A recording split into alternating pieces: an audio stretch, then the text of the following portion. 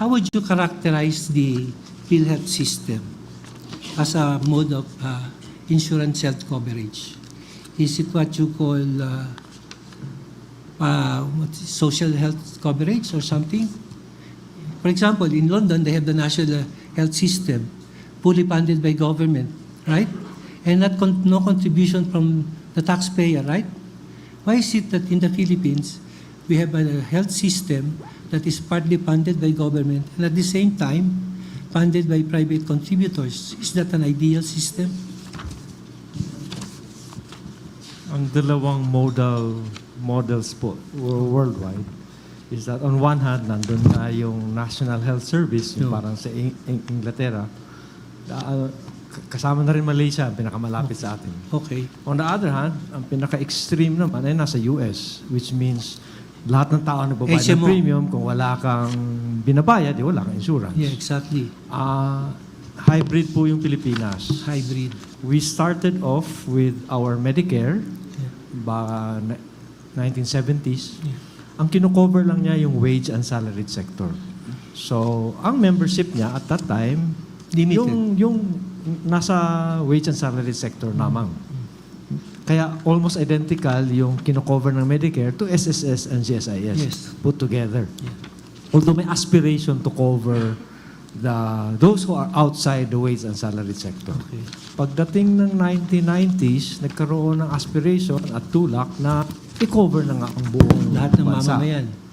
Ang problema ngayon is napakalaki ng population na wala dun sa wage and salaried sector. Which raises two problems in terms of modeling. One is that napakahirap mo mangolekta outside the payroll tax system. Yeah. In other words, magdo-door-to-door kayo sa pamilya, etc. etc. Napakahirap po yan. Secondly, siyempre, laki ng bulk ng families na outside wage and salaried sector, walang regular at sapat na income means. So, hindi makakabayad ng premiums. Nung unang batas ng 1995, sabi, dahil sa devolution, ang pera ay nasa local government, siguro kalahati ng premiums para sa mahirap ang nasa LGU at ang kalahati ay nasa national government. Okay. Nahirapan ho tayo doon. So at some point, ginawa ng national lahat. In Asia, ASEAN neighbors natin, maraming nagsasabi na social health insurance, hindi na siya pure model na premiums ang pinakamalaki. Lumalaki na po ang proportion talaga na nanggagaling sa government subsidy. In other words, yung gobyerno nagbabayad ng premiums in behalf. That's the trend now. At the trend na. Ang old model natin, which still exists, hybrid din tayo, is meron tayong health budget. Pumupunta sa DOH. Yes. At ang DOH, ginagamit yung pera na yon to actually deliver services to their hospitals. Ganon din yung sa LGUs. So, ang sistema natin sa kasalukuyan, under the Universal Healthcare Act, hindi responsibilidad solo ng PhilHealth. Hindi po. Pinaghahatian niya ng DOH at saka PhilHealth. At ng local government Ng units. local government. So, ang responsabling ahensya sa pagpatupad ng Universal Healthcare System, hindi lang PhilHealth dapat. Ang aspiration po is that merong discussion earlier na pag sinasabing population-based services, katulad ng immunization, dapat sa DOH yan, surveillance, dapat sa DOH yan. Siguro yung primary care, nasa LGU yan kasi sila ang may hawak ng mga RHUs. Tapos yung sinatawag nilang personal care, hospitalization, PhilHealth yan. PhilHealth yun. Oh. Pero nag-uumpisa kasi tayo po sa base na napakaliit nung coverage ng PhilHealth. Yeah. In terms of total spending, nung panahon pa ng Medicare, napakaliit noon, maka 7%. Nung na-institute na yung PhilHealth law, nung una, pangalawa, at revisions, umabot lang ho siya hanggang ngayon, siguro mga 15-20%. In other words, sa 100 pesos total na ginagastos ng Pilipinas on health services, mga 20 lang po ang binabayaran ng PhilHealth. Okay. Hindi naman ho masama yun. Kaya ang target namin earlier, yung year 2000, ang target namin dapat umabot siya ng 30%, hopefully 40% and so on. Ang goal is to limit sana yung out of pocket kasi doon dihado yung mahihirap mahihirap na na walang Pilipino. panggastos. Okay. Yung sinabi mo ka sa iyong presentation, you said that the transfer of 89.9 billion fund balance can send a strong use it or lose it signal. Anong ibig sabihin nun? Yung existence po na the technicalities of laws aside, as an economist, tinitingnan namin magkano pa ang pumapasok. Ang two sources naman yan three. Two, premium collections, either individually paid by workers and you and me, or paid in behalf of people, meaning subsidies. Yung indirect contributors na sinasabi. Okay. Ang third, of course, is other sources like income nila, Yes. PASCOR, etc. Investment income, right? Noong 1998, halimbawa, sa pag-aaral namin the last 30 years, 1998, wala pang 30% ng nakukolekta ang napupunta sa benefits. Oh. So malaki. Over the years, humabol yan. There were 3 or 4 years in our 30-year history, 35 na siguro, na kung ano yung nakukolekta nagagastos. Siguro 2012, 13, 14, parang hanggang 17. So walang natitira. Kung nakukolekta, nagagastos. Para sa akin po, the better news, the Secretary of Finance might not like it, is that we always report that we spend more than what we earn.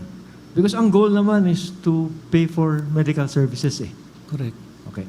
Bukod ho yun dun sa issue ng ICL. Kasi ICL does not reflect actual Exactly. delivery of services. Yung These are aspirational future delivery. Yeah. So, ngayon po, bumalik po tayo sa sitwasyon na meron na namang sobra. People are saying it's due to the pandemic, but historically kasi the last 30 years, there are really structural difficulties that PhilHealth needs to address. Yeah. This may not be a purely legal question, taking cue from the statement of the Secretary of Finance that they are in the process of amending the PhilHealth law. Am I correct? Thank you. Kung kayo, it's okay. Kung kayo ang tatanungin, anong dapat i-amenda sa mga batas tungkol sa PhilHealth para maging epektibo ito? Tinatanong po ako ng mga dati kong estudyante na Ito, kagaya nito. nasa kongreso din yung iba. Okay. Hindi naman lahat po napupunta sa ganitong Exception, mataas sir. na exception po. Please.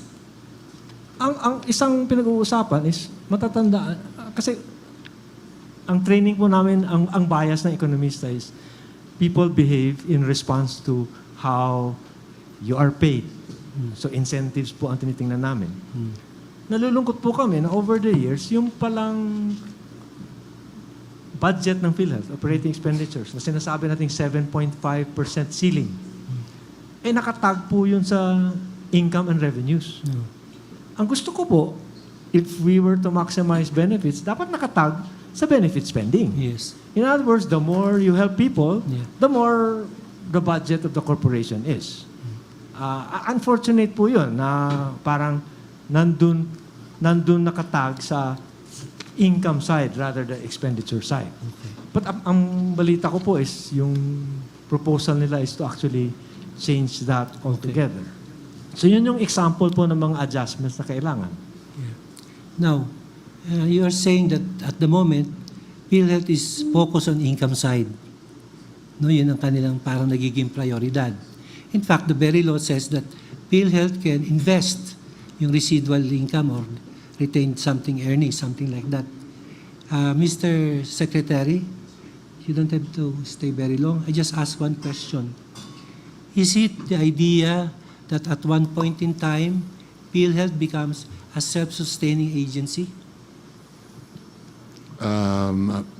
Because you are providing some Yes, ceiling. Your Honor, laging kakailanganin ng subsidiya galing sa gobyerno.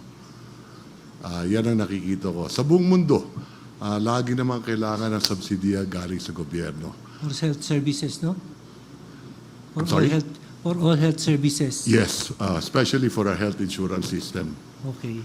Doon sa isa, thank you Mr. Secretary, sorry Opo. for.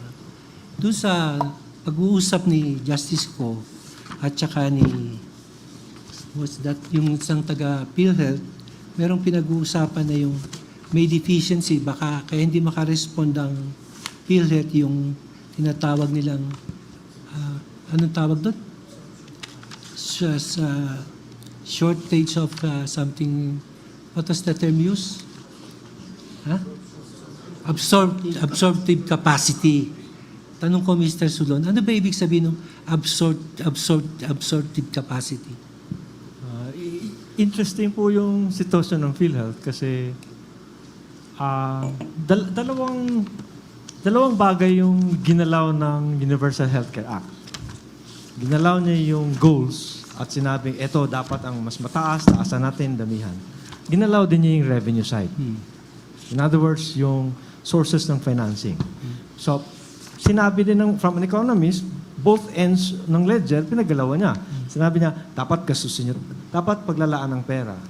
Sinabi din ng batas, dapat may sources na ganito. Unfortunately, interesting problem is that madaling i-implement yung pagkuha at pag-transmit ng pera. Tulad, syntaxes, automatic po yun eh. Yeah. Ang problema, yung pagkagastusan, yung pag-accredit ng mga doktor, yung pag-insure na may mga hospital dun sa mga lugar na wala talaga sila dun. Pero, insured sila, member sila. Ang utilization rates po ng PhilHealth, merong parang sila maharmangahas ng araw. Ang interesting question nga nila is pinapakitaan nila ng ID. Meron ba kayong ganito? At maraming Pilipino na at hindi nila na-realize na yung ID pala na yun, PhilHealth pala yun. At ano ang benepisyo behind the ID. Yeah. So, may problema ng ganon. In other words, the money does not necessarily mean that services will flow and flow to the people who needs it the most. The money is just one step. Binibiro ko nga si Secretary Recto na kahit dumami yung 1,000 peso bills, itatapal ko sa sugat ng tao, hindi yun gagaling. Hindi gagaling, siyempre. It does not serve the purpose. Okay. So who is responsible for that supply side constraint? Ang una kong answer is, I was asked the same question when I was confronted with what my opinion was pagdating ng transfer. So parang, ano sa tingin mo dapat ita-transfer at sa tingin mo ano dapat ang pagkagasusan? Kasi nasabi ko talaga, kung temporary yan, supply side ililipat. In other words, itatayo yung 90 nung HFEP, clinics, etc. etc. Kung aalisin mo man lang yung 90 billion from PhilHealth, di gagawin mong ipangtapal mo dun sa supply side na nagkulang. Which I suppose they partly they did done. Okay. Yung supply side, sino responsible? Department of Health or PhilHealth? May responsibility po ang Department of Health din, pero capital spending po yun. Correct, exactly. And everything. Pero ang PhilHealth, na meron din siyang effect. Kung substantial at focused yung investment ng PhilHealth, it will send a clear signal dun sa private sector, tsaka sa government, na magtayo ako ng additional clinic kasi matutulungan ako ng PhilHealth revenue. Correct, exactly. So kung ang Department of Health nagpapatayo ng mga ospital, pinupundahan under Universal Healthcare, may pupuntahan yung tao para magpagamot.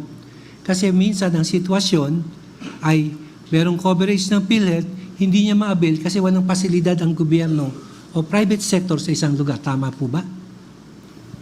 Tama po. Ang gamble po ganito parang itong argument na to hiningi namin dun sa panahon pa na nila Secretary Ona kay Aquino na administration. Pahingi muna ng one time, big time. Ang tawag na ngayon, HFEP. Okay. Bakit? Tayo kami ng hospitals dun sa area na wala para umikot yung flow na manggagali ang pera sa PhilHealth. Kasi ang pera ng PhilHealth, hindi yan magpo-flow into the health sector kung wala namang serbisyo. Kung walang serbisyo. Parang kailangan mo ng pump prime, kumbaga. Exactly. Pangate. So, ang problema nasa sistema, hindi dun sa batas. Well, malaki ang problema din sa system po. Meron ding mga provisions ng batas na napakahirap pong tuparin. Tulad ng Special Health Fund na kailangang mag-iipon-ipon po lahat ng munisipyo at probinsya para magkaroon ng scale para lumaki yung pondo. Kasi nga ngayon, ang pera ng gobyerno, hati-hati po yun sa iba-ibang munisipyo, probinsya, DOH. And providing the same service addressing medical needs. So nagkakaroon ng parang redundancy. Well, to some extent redundancy, but by design, before the devolution, meron kasi kanya-kanyang, so it was designed as a one single system. Meaning, ang RHU, primary care, mga simple hospital care, nasa district hospital, pataas ng pataas. Pinutol po yun. So ang problema nasa implementasyon. Mahirap po mag-implement ng universal healthcare program in a highly fragmented system. Okay. Marami po tayong kausap. In other words, napakahirap i-manage. Okay. This PhilHealth adopted this is what they call one fund concept. Is this an ideal setup? Yes po. Yun ang parang... Okay. Ang advantage ng PhilHealth is that kung sa 10 tao, iisa ang ma-hospitalize at 100 pesos yung i-hospital, if we were to rely on our own sources, malas na lang kung wala ka. Exactly. Pero kung namumulekta tayo ng tagsa 10 piso at gagamitin yun, pupunta yun dun sa May ini-expect natin na nagkaka-hospital. Kaya po sinasabi namin na yung premium mo at the end of period, wala na sa iyo yun. It's not for you. It's for everybody. Kaya ang sinasabi, like itong si Asik Domingo, palagi niya sinasabi, pay as you go. Yun lang ho ang ibig sabihin, yung binabayad natin, at the end of the day, wala na po yun, gamit na po yun. Ideally, everybody should contribute to the fund, both paying direct and indirect. Dapat isang pondo na yun. Whether you will get sick or not, you have to pay. Hindi ko alam ang recent data, pero medyo nababahala din kami kasi ang direction kasi yun ng subsidy, pabaliktad. Ideally, gusto natin na ang mga paying members katulad sa atin, kahit papaano, tutulong dun sa non-paying. Baliktad po eh.